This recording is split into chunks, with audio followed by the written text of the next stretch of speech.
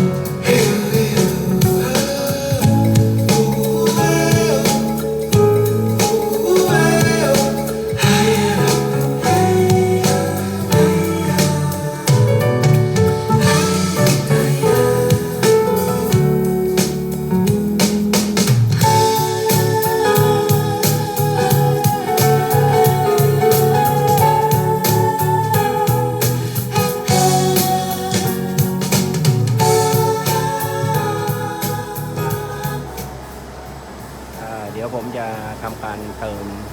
เสียงซับเข้าไปนะครับซึ่งเป็นซับรุ่น AJC 15-700 นะครับโดยที่ใช้แอมป์รุ่นใหม่นะครับเป็นคาร์เทส3สเต็ปในรุ่น AJH 18.02 นะครับเติมเสียงซับเข้าไปเพื่อให้ความดนตรีมีความกลมมากขึ้นนะครับเดี๋ยวลองทดลองฟัง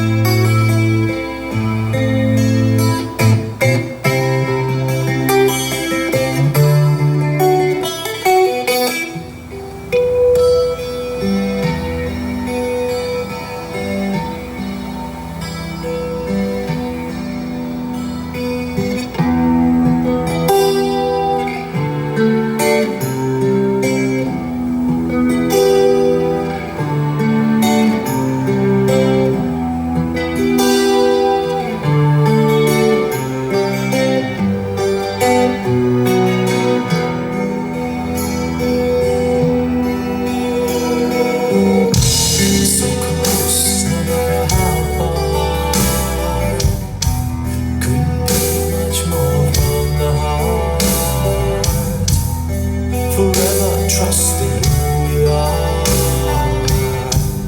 and nothing else matters. Never opened myself this way. Life is ours, we live it our way. Hold these words I don't just say, and nothing else matters. Trust I seek and I find in you. Every day for us something new.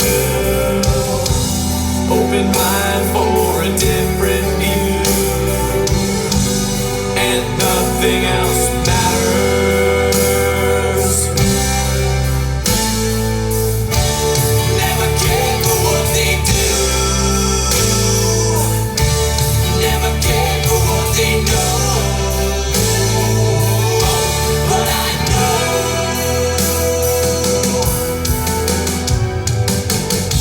so close, no matter how far. It couldn't be much more fun apart. Forever trusting who we are, and nothing else matters.